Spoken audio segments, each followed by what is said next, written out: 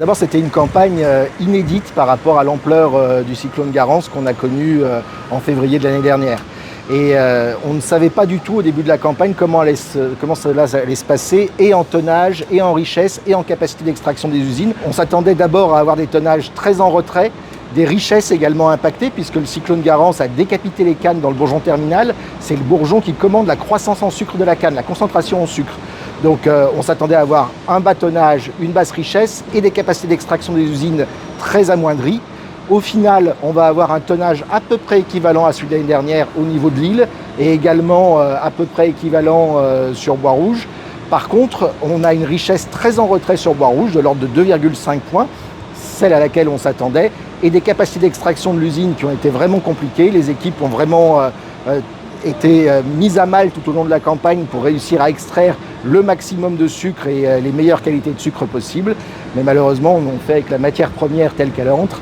Et cette matière première impactée par Garance, forcément, elle était amoindrie en sucre. Il faut quand même rappeler que dès le mois de juillet-août, avec le ministre des Outre-mer, Manuel Valls, des mesures avaient été prises pour permettre justement que la campagne soit moins catastrophique que celle à laquelle on pouvait s'attendre, avec des soutiens de l'État qui ont pu être mis en place dès ce moment-là. Et ça a porté ses fruits, puisque le tonnage sur la zone nord-est est moins impacté que ce à quoi on pouvait s'attendre au début de la campagne.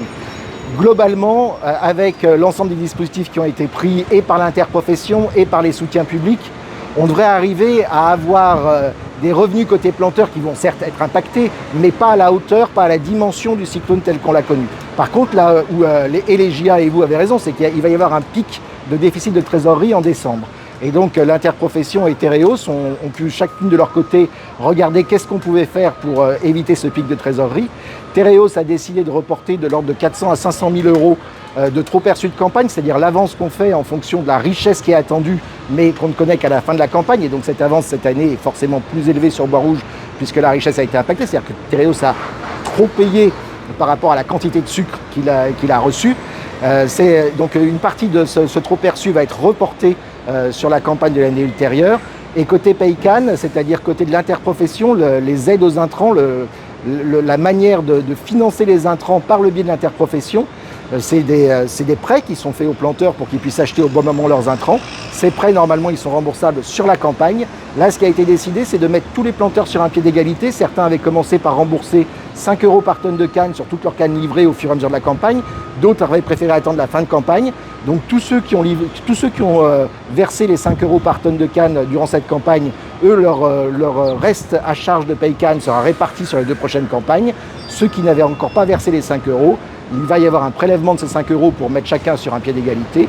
Et ensuite, de la même manière, le reste de leur dette Paycan sera reporté sur les 2 prochaines années. Il faut quand même se dire qu'on a structurellement certains atouts. On a d'abord un plan de relance qui fonctionne avec beaucoup d'hectares qui sont remis en culture chaque année pour être les plus productifs possibles.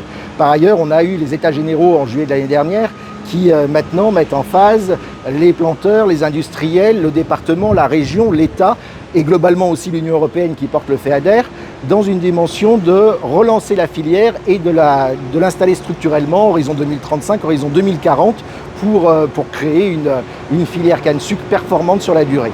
Ça, ce sont plutôt des éléments structurels et intéressants. D'autre part, on constate que le climat de la campagne sucrière a été très propice à la canne. Ce qui est malheureux d'ailleurs, c'est que si on n'avait pas eu l'impact du cyclone Garance, on aurait certainement fait une très belle campagne sur la zone nord-est. Les cannes qui ont été le moins impactées en début de campagne, qui étaient les plus courtes, elles font des tonnages à l'hectare qui sont très importants. Elles font de l'ordre de 120, 130, 140 tonnes hectares pour certaines parcelles. Donc ce sont vraiment de très bonnes conditions climatiques qu'on a connues. Ces bonnes conditions climatiques, elles vont également s'appliquer aux cannes qui sont à l'heure actuelle en repousse, c'est-à-dire celles qui ont été coupées en début de campagne, mais qui ont déjà recommencé leur croissance pour l'année prochaine. Donc sur la première partie de la période de croissance, oui, on a de bonnes conditions climatiques. Maintenant, il va falloir voir comment se passe la période d'intercampagne. On peut espérer que statistiquement, on n'aura pas un 3e cyclone d'affilée, puisqu'on a eu quand même Bellal, on a eu la tempête tropicale Candice, on a eu Garance, donc on a eu des années climatiques compliquées, on a eu des périodes de sécheresse très marquées depuis 2 ans dans la zone sud. On peut espérer qu'avec des conditions normales et des éléments structurels plus forts, on puisse retrouver des tonnages qui remontent progressivement pour atteindre ce qu'on avait l'habitude de connaître dans la filière canne-sucre à La Réunion.